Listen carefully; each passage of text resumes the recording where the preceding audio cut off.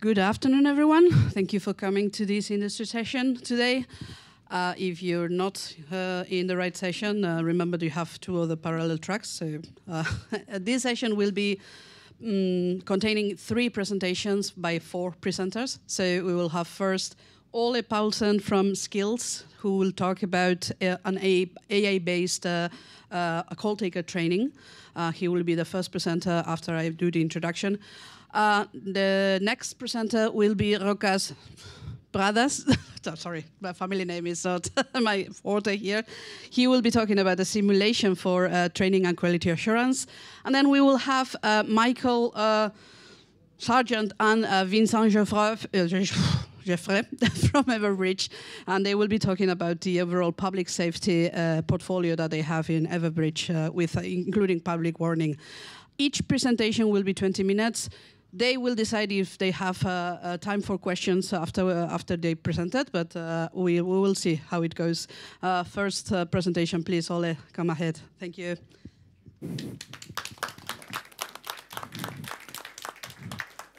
Do you have the remote? Ah, it's on the desk. Thank you.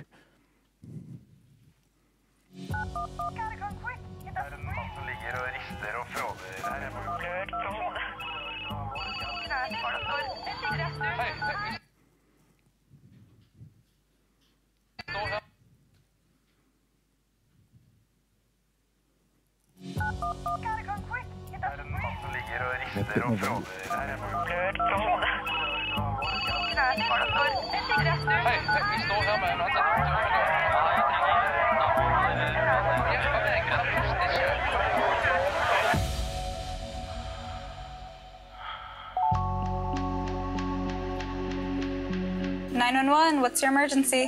Help me. My dad is just lying on the floor. He is not answering. Help. Do you know your address? We live in the red house on Main Street, but please hurry up. I'm so scared. Okay, help is on the way.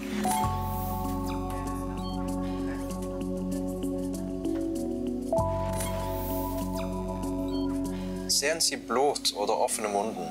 Nein, aber sie kann nicht mehr aufstehen. Es ist zu schmerzvoll. Kann sie sich an den Sturz erinnern?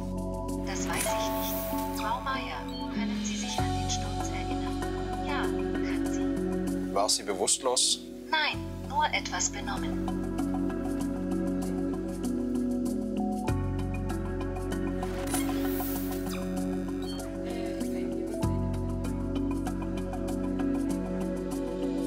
Hva det som har skjedd for noe? Vi skal hjelpe deg. Dere må komme fort. Jeg tror han har kramper, og han helt hvit i ansiktet. Er sønnen din våken? Jeg tror ikke det lenger.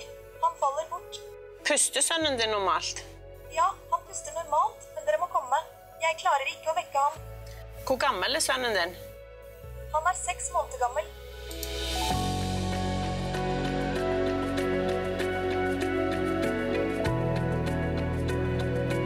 He is just laying on the floor. Please help him. Is your dad breathing? I can't tell. His eyes are shut. The paramedics are on their way. Stay on the line and I will tell you exactly what to do next, okay?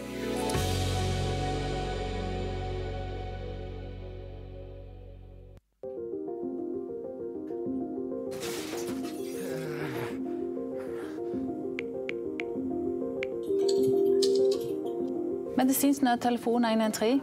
Jeg tror det å bruke simulatorer som en del av jobbhverdagen vil kunne gjøre at jeg på en måte blir tryggere når det først skjer noe. Da. Dette gir en veldig god mulighet til å øve så mye du vil. Det gjorde at du hadde en annen trygghet første gangen du svarte en nødtelefon i virkeligheten. Våre operatører har fått en større trygghet når de har kommet ut i sentralen og skal ta sin første reelle nødsituasjon, fordi at de får mulighet til å øve mye på ikke-reelle pasienter. Simulatortrening, det tror jeg kan hjelpe pasienten med at vi gjør trygge og gode valg når det er vanskelige situasjoner. Det er mindre ressurskrevende i forhold til instruktører, og det er mer realistisk.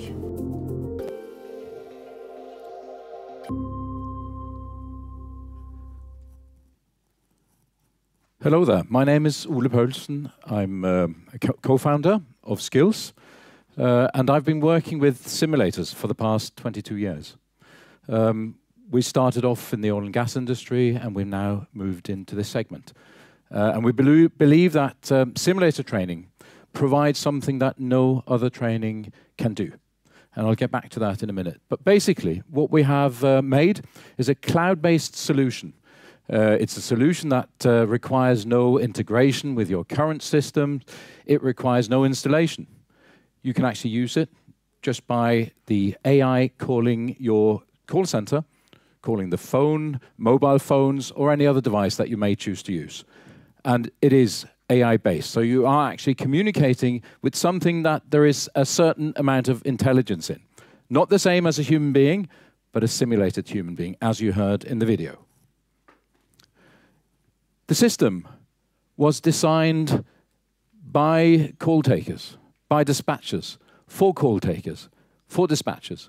And we've been working with the hospital in Stavanger and with the Health Directorate of Norway to try and design something that is 100% aligned with the expectations of this industry. Basically, we have had a wonderful team working with us, and a lot of competence, many years of experience, hands-on experience that has gone into designing a product that we today believe is ready for you guys to start using. And we have a very experienced team who've taken the design into development and have now made a platform that is ready. It's been tested for the past 2 years, again, by dispatchers, by call takers. And we've used that feedback to improve on this product until it is where it is today, ready to use. We started in the oil and gas industry, where we, very early on in the 2000s, designed systems which we called digital twin simulators. That is to say that we make simulators which are as close as you can get to the real world. And why do we do that? Yes, because it's essential. If you train, you should train as you fight or fight as you train.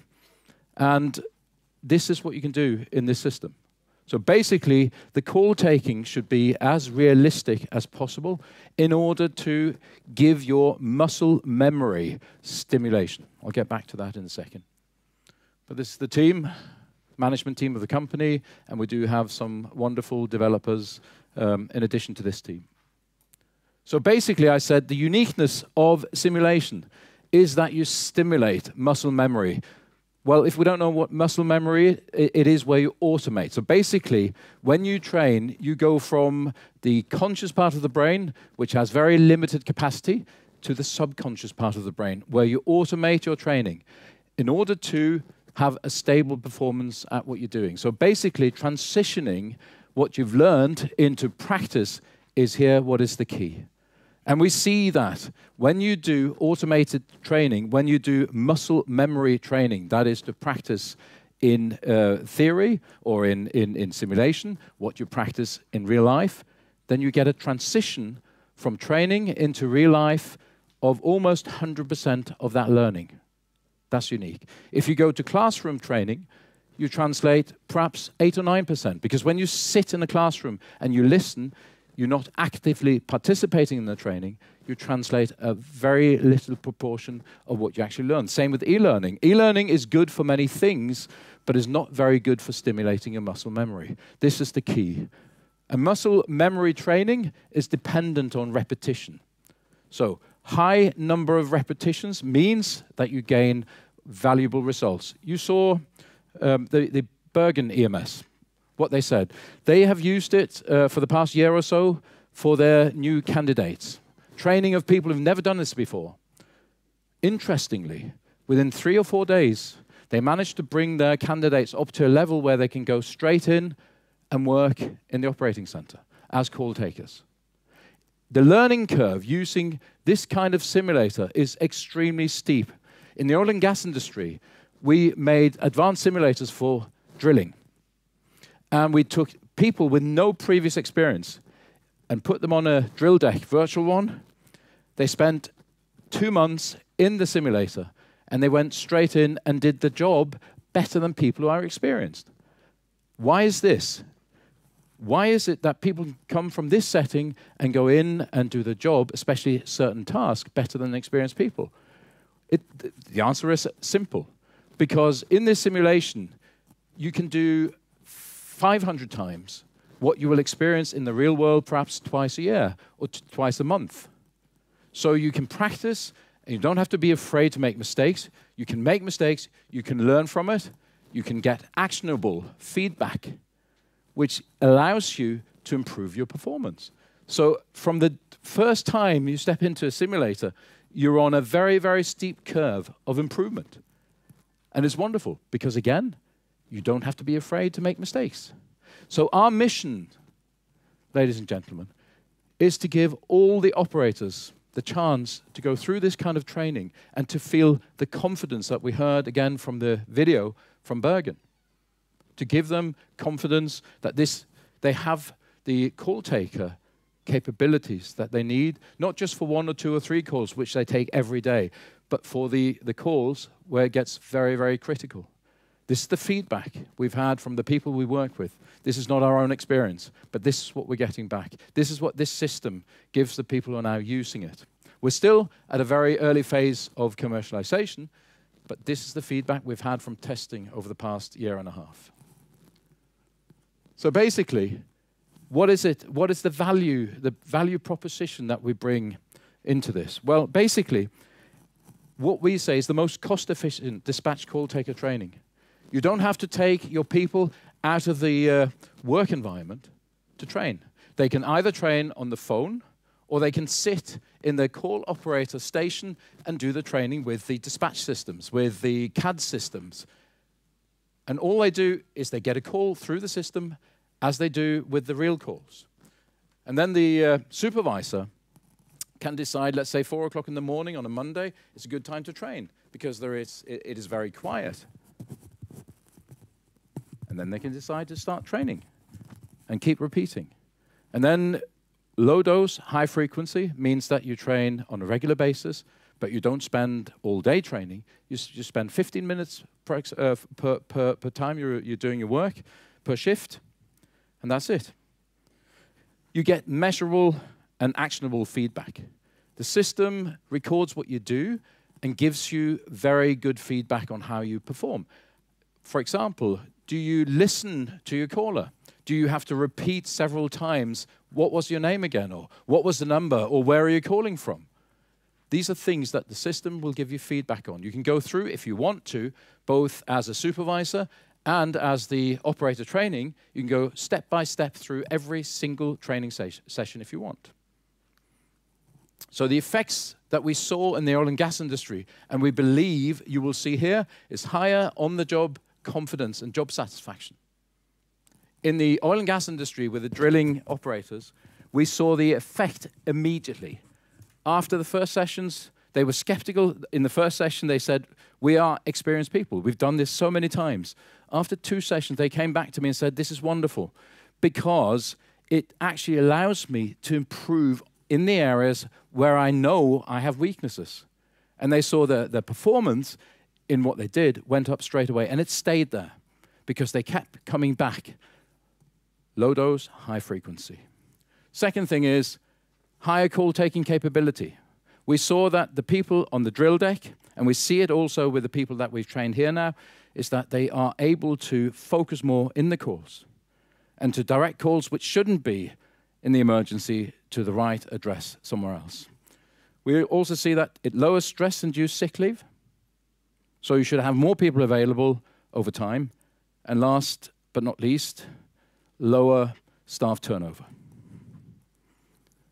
Now, it's simple to use, the system. And you can choose at what level you want to use it.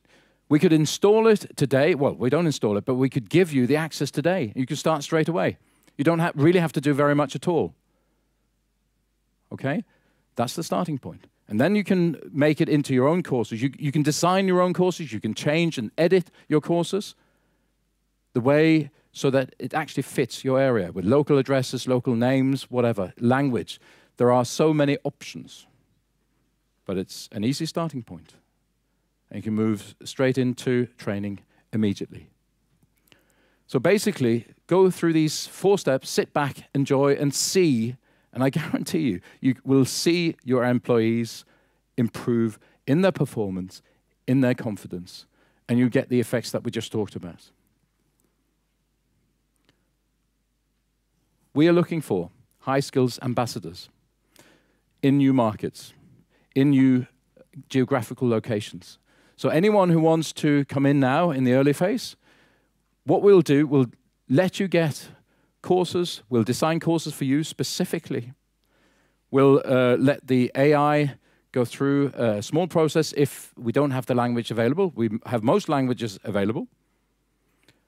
And if you can help us with creating scenarios, training scenarios, courses for yourself, then we'll be able to offer this for free for the first year. So we're looking for EMSs who'd like to partner up with us.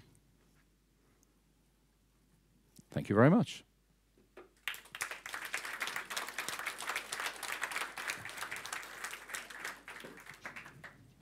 Very good with time. Any question in the room? Please go ahead. Wait for the microphone to arrive, please.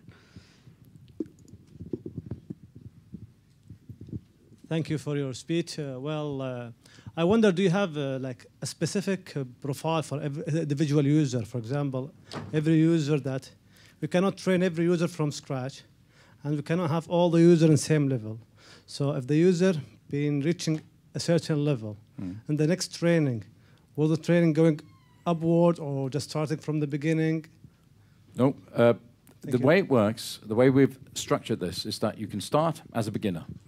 And you can have this with your profile, so every single operator will have its profile, training profile with KPIs, performance indicators that will follow you. And you can see as you improve, where you improve, and you will all the time be able to see where you need further improvement.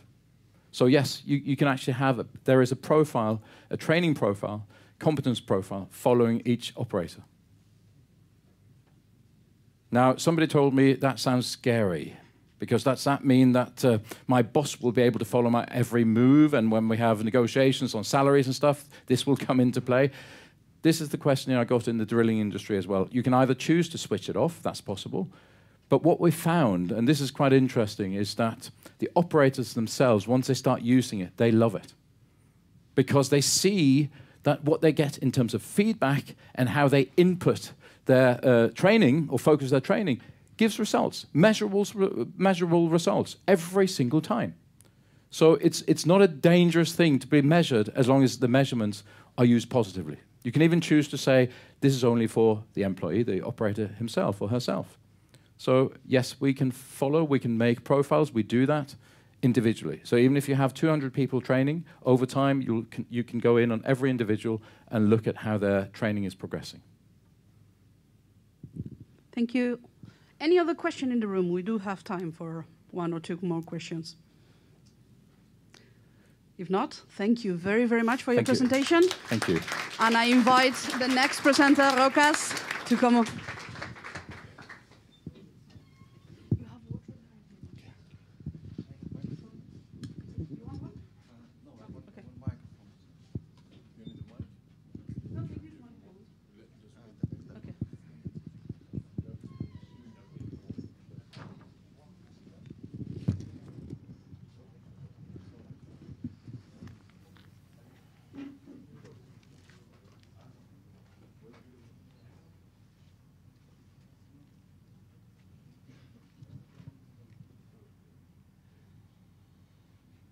Works.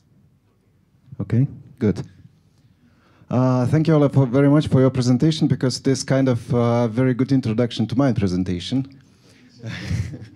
And don't be afraid, I'm not trying to compete with you, because this is the next step of what you're doing. So your part is simulating the call. Our part is simulating the next step, is how this call comes into the system of 112. How it comes to the CAT, how it comes to the call taking, how it comes to the dispatching, and how it comes to the standard operating procedures of 112, so that you can simulate all this part. So I think we can cooperate pretty much on this field. Thinking about the simulation, the recent developments of information technology is really moving very much into simulations, and you cannot even imagine some areas and some industries without simulation.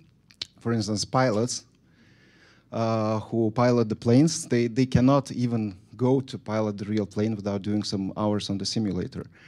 It also goes back to sports as well. In sports, there are many simulators that are doing, improving the skills and giving the feedback. So this is, we thought that with our experience, 20 years of experience of our team working in 112 industry, from implementing 112 systems to auditing 112 organizations around the world, and also making the concepts and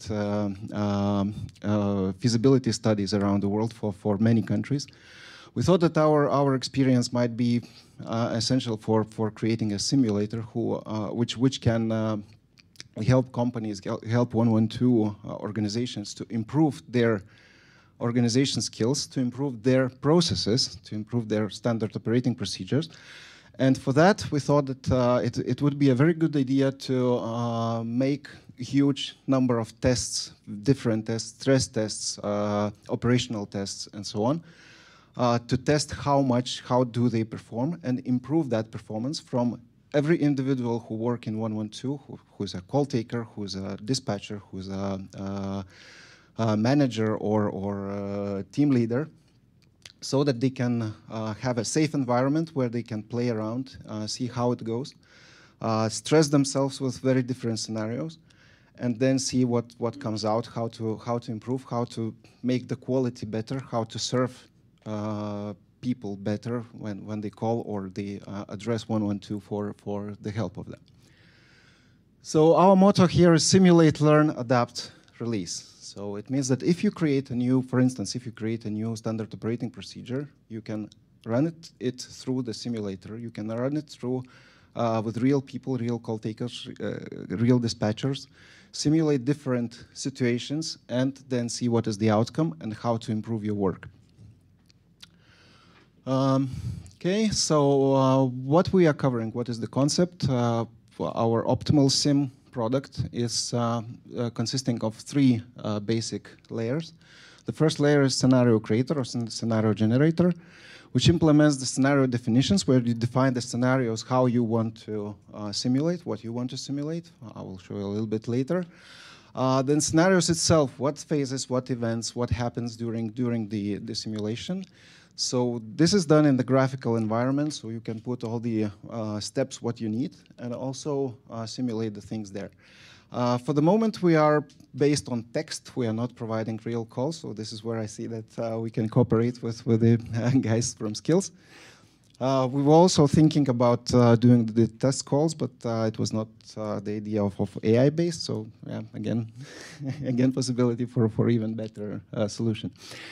Then there is a scenario player, so the scenario we have created, the scenario we have designed is bringing to life, so starting the training simulation sessions, which can be improved, repeated, changing small steps there.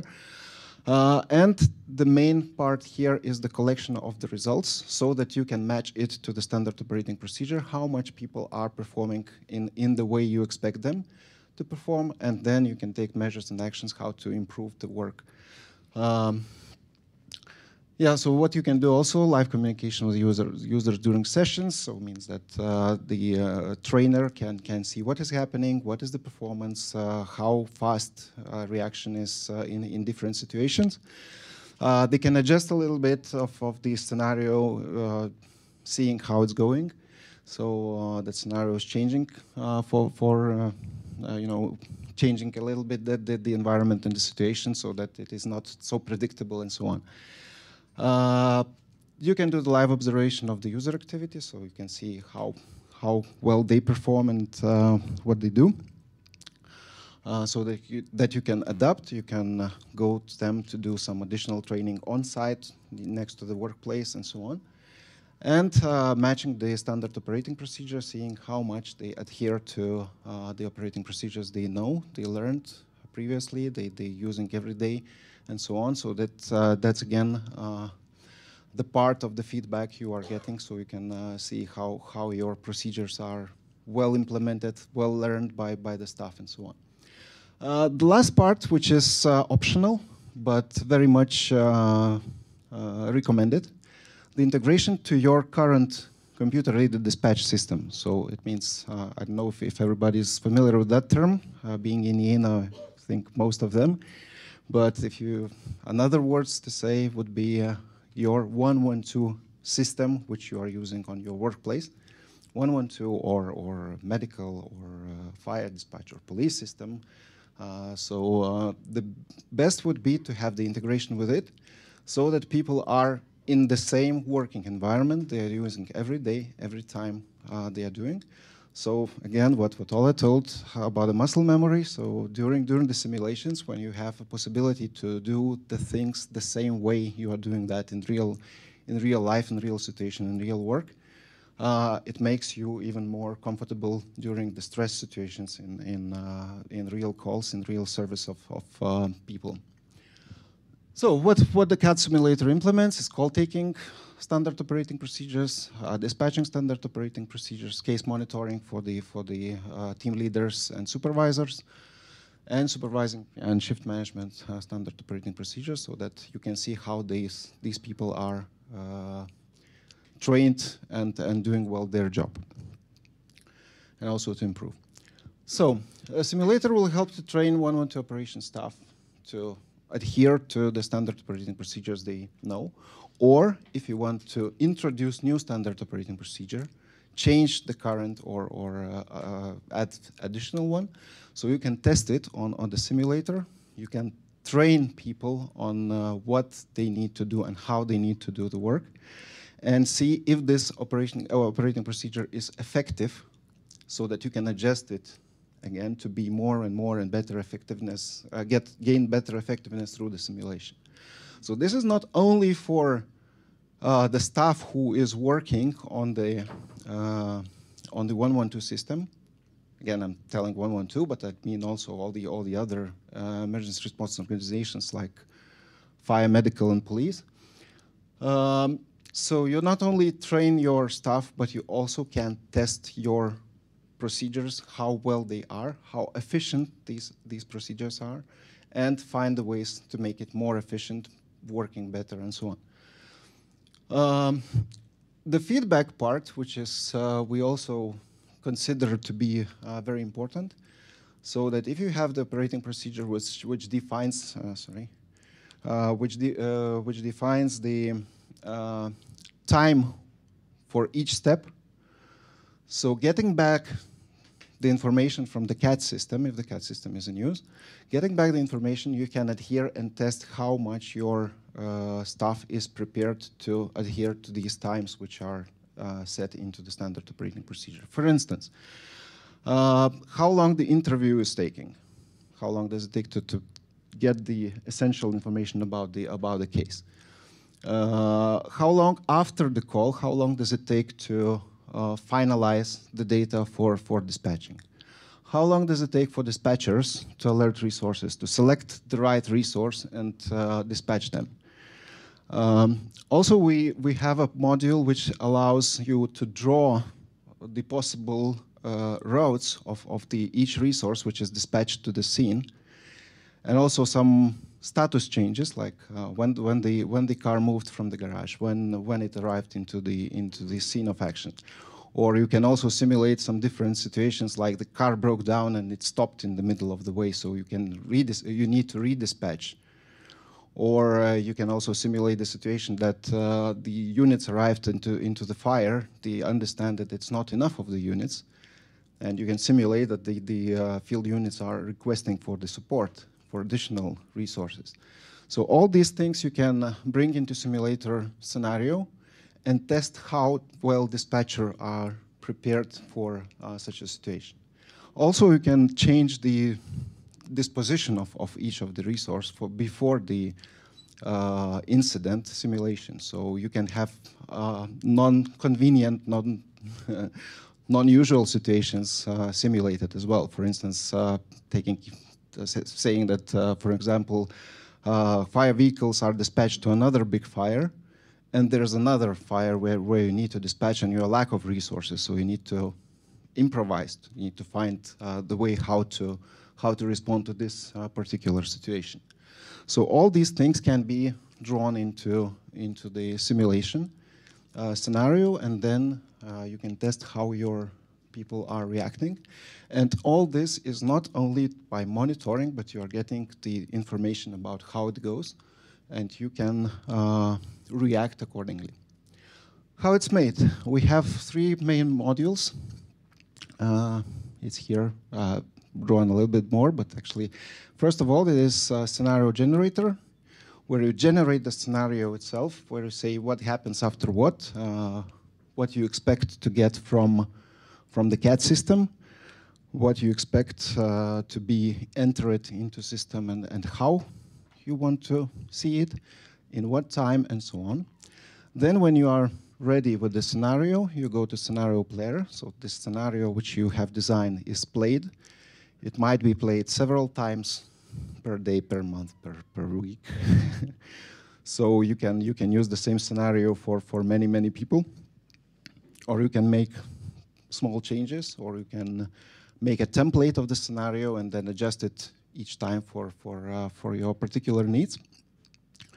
And then from the scenario player, the information goes to computer-aided dispatch system. So what we recommend that you work on the same CAD as you use.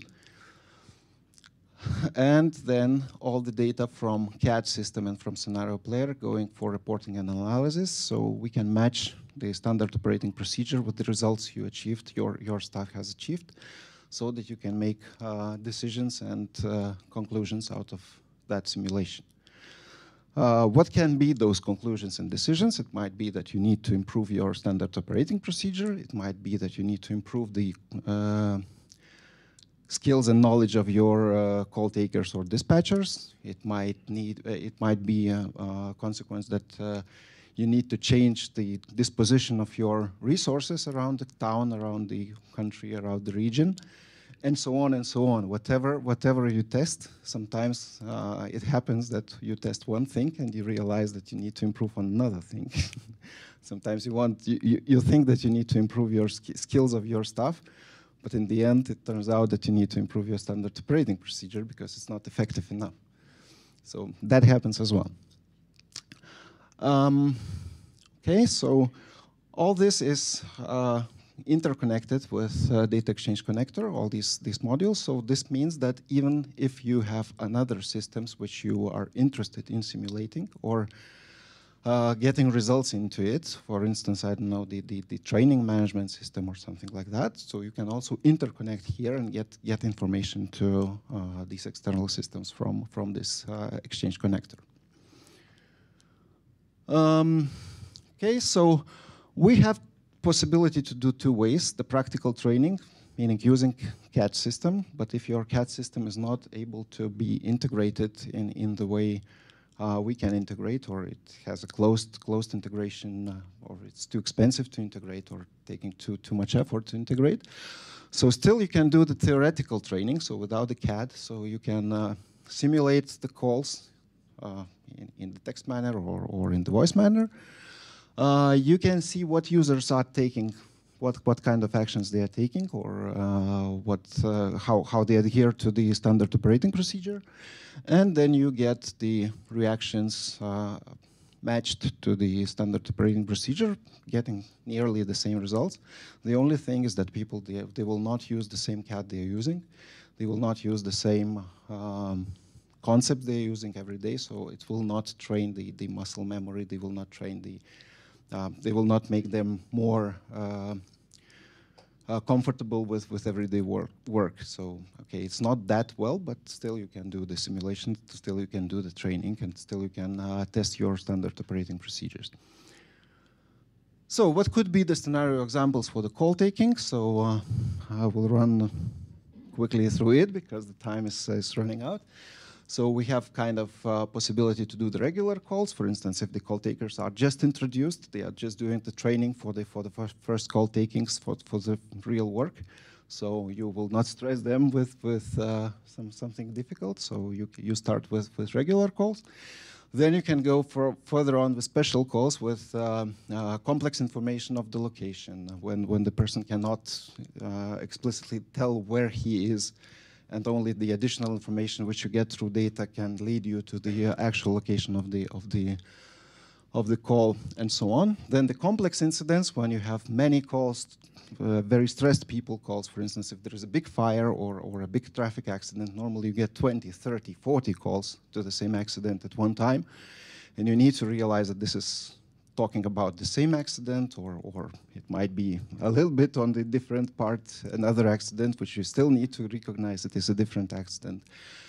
Stressed people, and so on and so on. So all these uncomfortable situations and difficult situations which need to be handled by the call taker. So you can test all these. Workload tests, when you get huge amount of calls at the same time, which you need to handle. There is a big stress for the call takers in this time, and actually there are special parts of this standard operating procedures which are taking into account this kind of situations. So you can check how it works. And different disaster scenarios when you have absolutely non-standard situations, so you can train your staff how to deal with that. For instance, if the pilots are training, they are mostly training those non-standard situations, like one engine is gone and then half of the plane is gone and so on, and they're trying to keep it. So here you can also play with these kind of situations, which hopefully will never happen in the real life, but better be prepared than sorry afterwards. For dispatching as well, as I told, you can do different dispatching scenarios. So you can simulate, you can omit the call-taking part. You can just create an incident in the CAD system. If you don't want to train at that time call takers, so only dispatchers will be involved, and dispatchers will have again regular dispatches, special, complex, and workloads. Quite similar things, and as I told, we can also test other things like, yeah, great, thanks. So we can also test other things like how to displace your resources around the town or around the region and so on. So this is how it looks.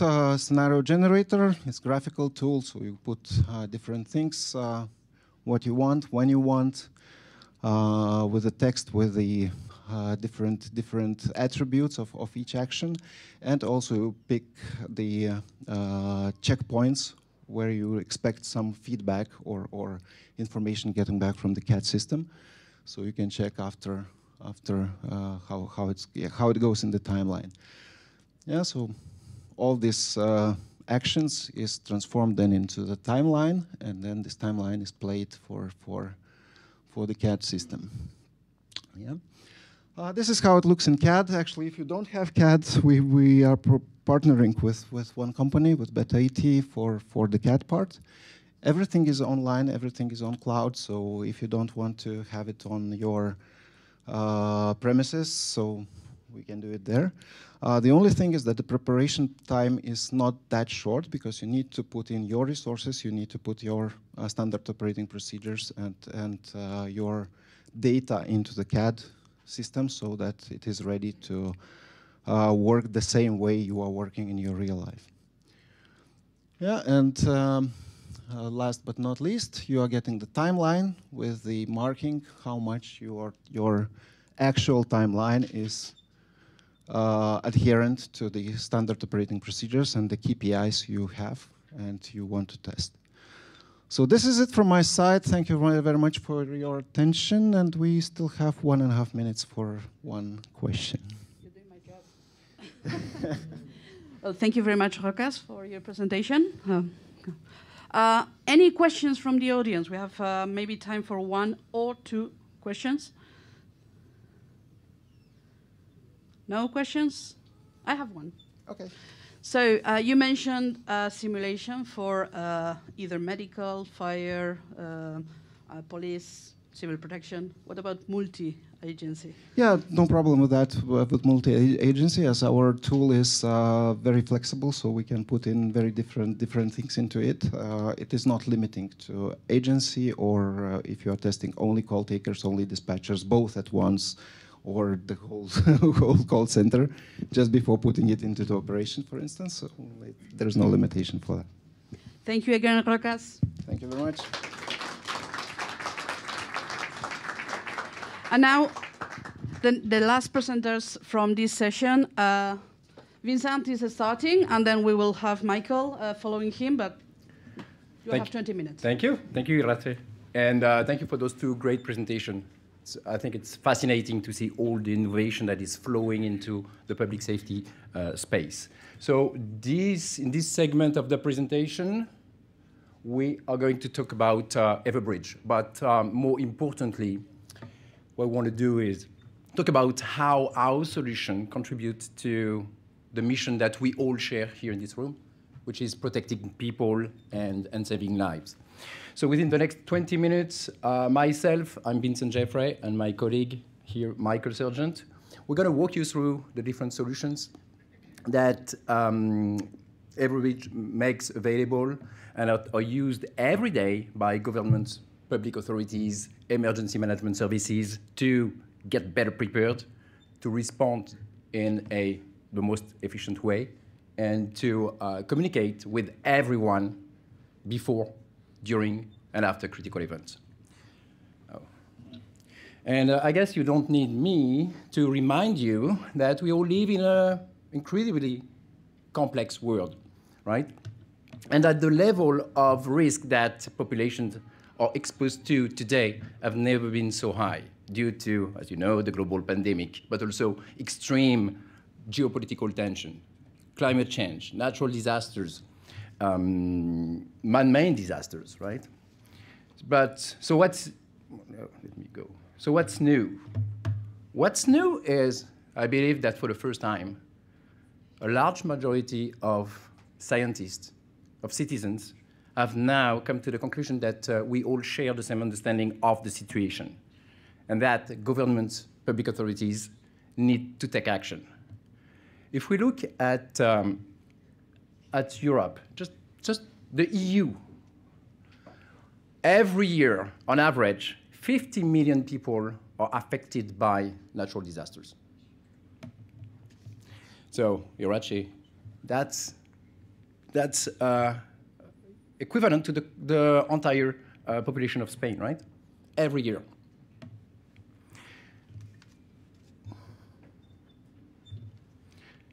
So, we also living in this very interesting time where there is massive flow of fake news, and that in most countries, every single public action, political decision is going to be scrutinized, is going to be analyzed, is going to be criticized by population. So that when you think about it, for governments, for public authorities, expectations have never been so high. Which means when something bad happens, it is now expected that public authorities will know about it. They need to know about it. They need to know what's happening or what may happen and impact the population, the communities. If a response is required, they need to do something about it, and hopefully in the most efficient way, while telling the right people about what's happening. And that's very interesting to also consider that in many countries, especially in Europe because of GDPR, they need to do this while protecting people's privacy. So as you can imagine, and as you know, most of you, all this requires a lot of planning, a significant amount of collaboration, of synchronization, coordination, and communication, right? And this is where and how Everbridge Public Safety Solutions are trying to help. So we're trying to help to be better prepared, providing, we talked about SOPs, so EOPs, SOPs, incident response templates, emergency call center, management solutions. We talked about 112. Risk intelligence, so public authorities know in advance what may impact their population. Situational awareness, again, so they know about it. Once response is required, we provide solutions to help them respond quicker with incident response workflows, with resource management capabilities, with multi-agency dispatch and monitoring capabilities, while at the same time being able to keep everybody informed and communicate and reach the maximum number of people in the impacted zone. All right. So what does this mean in terms of solutions, right? So for the larger disasters and the major incidents, so we can relate to the presentation that hopefully you saw yesterday, the flooding in Germany, Belgium, and France. We talked yesterday about the explosion in Beirut. Or more recently, I guess you remember the volcano eruption and the tsunami that impacted Tonga, right? So these are large disasters, large incidents that require strategic emergency management capabilities and crisis management capabilities. And for this, we provide a solution, a preparedness and incident management platform, which is going to help emergency management agencies create emergency operations plans, EOPs, using, so I'm going to assume that a lot of you are familiar with this, using the NIMS standardized framework, which is the National Incident Management System. It also comes with resource management modules to be able, at any time, at any point in time during a crisis, during a disaster, to know how many hospitals are available, how many beds are available, to be able to manage inventory of supplies, water, oxygen, blankets, all from one platform that allows to communicate with the different level of decision makers.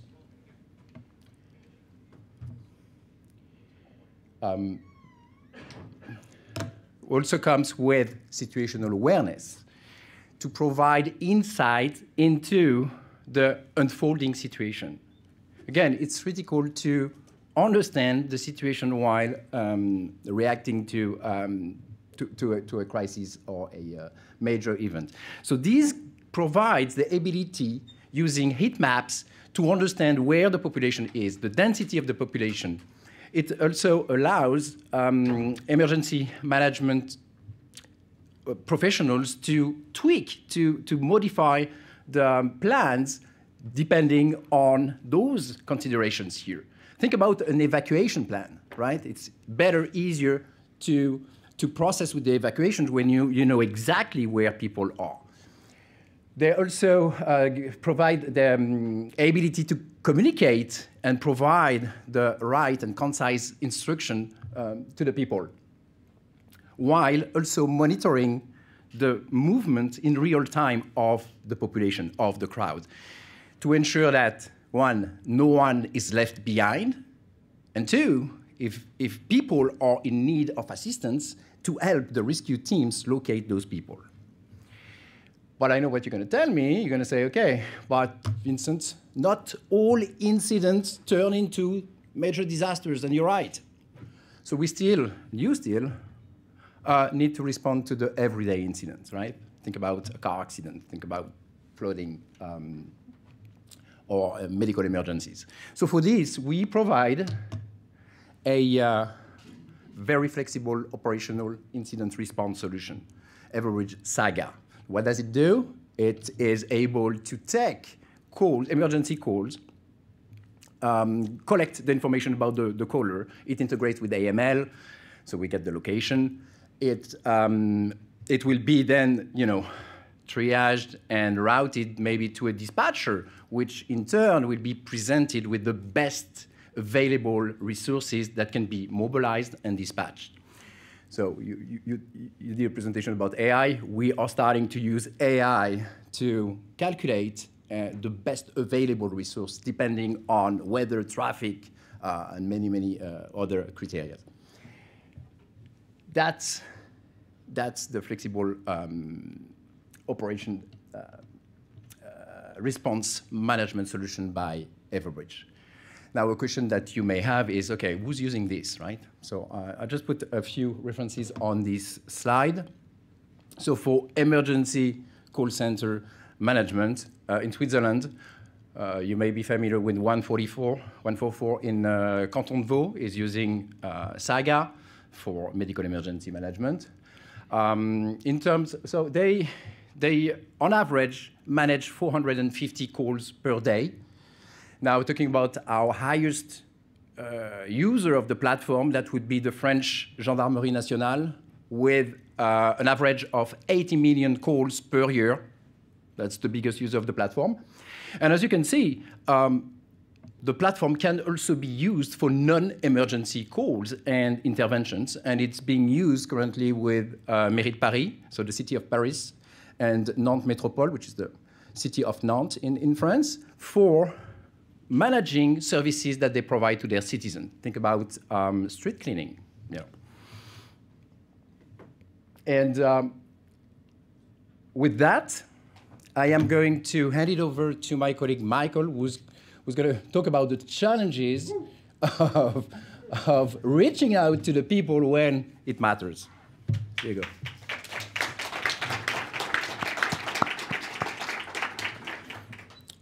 Well, thank you, Vincent, for taking us through public safety, at least the portfolio from Everbridge for public safety. What I'll try to do is talk a little bit more about what that means for public warning, how that fits into our total public safety portfolio. And Vincent's been very good in teaching me the power of how this morning, so I'm going to try to use that on my first slide to explain the importance. And basically, there's one big challenge, and that challenge is how to send the right message to the right people at the right time. How to make sure that the critical message gets communicated to your key resources. How to make sure that that message is also communicated to the people that need it, your residents, your visitors, your citizens, your travelers. And that's the challenge that we are faced with trying to solve. So what we do is, in Everbridge, we provide a solution that gives the clients the tools to make sure that they can reach everyone when it matters the most. And that tool is our Everbridge Public Warning Center. And Everbridge Public Warning Center, as the name says, it's a public warning system. And that integrates to our wider public safety platform. That's important public warning platform that Vincent just explained a little bit about. But it's a smart system, and it does everything from connecting to early warning systems to make sure that the user of the system understands what's going on when the event is unfolding. Using that information then to communicate to the public through any means possible, and that the system should be scalable and acceptable for new technologies as we move forward with innovation. And that means that in the future, this system needs to connect to terrestrial communication channels as much as new spatial communication channels, just as we're waiting for Galileo. So our purpose in this whole ecosystem is to make sure that we provide tools that give the customers the ability to respond to any type of incident with the best or most correct available channels. So we've been very lucky through our existence as Everbridge, because we face a big diversity of customers, and they are placed in all sorts of geographies around the world, which means that we also get faced with the challenges they have and what we need to help them respond to. Part of that, we're very, very proud that that we are now able to say that we are either powering or will soon power 10 of the European public warning systems going forward, and hopeful to add very many more to that list. The last one, which I haven't been good enough to put on the list, and I get to choose to use that little laser, which I think everybody's used, is there, Germany. So we have been selected by 2 of the largest mobile operators in Germany, which makes it 10 countries in Europe, which is it's a proud achievement for a company such as Everbridge. And those 10 are included then in our quite a bit more than 20 international or national public warning systems across the globe. And today we reach 2 billion people with our systems integrated in mobile networks around the world. And that does not include the public safety systems that Vincent has already explained. That's an additional to the now global presence that we have as a company, something that we are very excited about. So one thing that I get faced with a lot, because I speak with our customers and I speak with potential new customers, is the importance of a very strong European presence. That our public safety solutions are designed, delivered, and supported in Europe is an extremely important aspect for them when they take a decision on a solution provider. In addition, we have the ability to also proudly say that we are not dependent on third-party companies to deliver the new features and functionalities that the customers need, because we own that technology and we are able to respond together with the customers and, well, to deliver on the points that they need. We've had a long run with many of our customers. And that means only that they've been a part of our pioneering journey. To be able to develop and innovate new solutions that continues to respond to the needs that they have, it's been a very exciting journey for us as a company as well. And that brings me to a big event for us, which is our 20th anniversary. So this year we are 20 years as Everbridge. But what that makes special for me is 20 years is still a very young company, but we have achieved very much in that period of time. Today, we have 6,000 customers across the world. We have over 160 patented solutions, and we are still able to deliver purposely built solutions to our customers for public safety, well, for their needs. Ultimately, that also means that we offer the ability to our customers to leverage our 20 years of experience, of innovation, and the value that comes with it in terms of delivering high quality and trustworthy public warning systems that will deliver what they need when they need it. And before I finish, I'd like to congratulate Sweden and Greece for yesterday's awards. They weren't public warning awards, but yet they are awards that show innovation and they show commitment to public safety.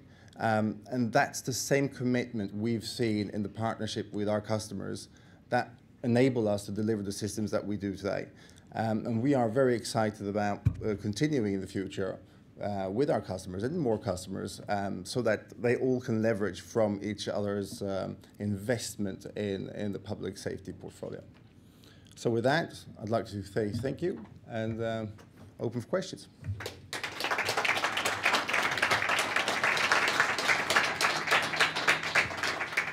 Thank you very, very much, Michael and Vincent. Any question from the audience for these last two presenters? Don't be shy. Please go ahead. Okay, then if not, thank you again. So.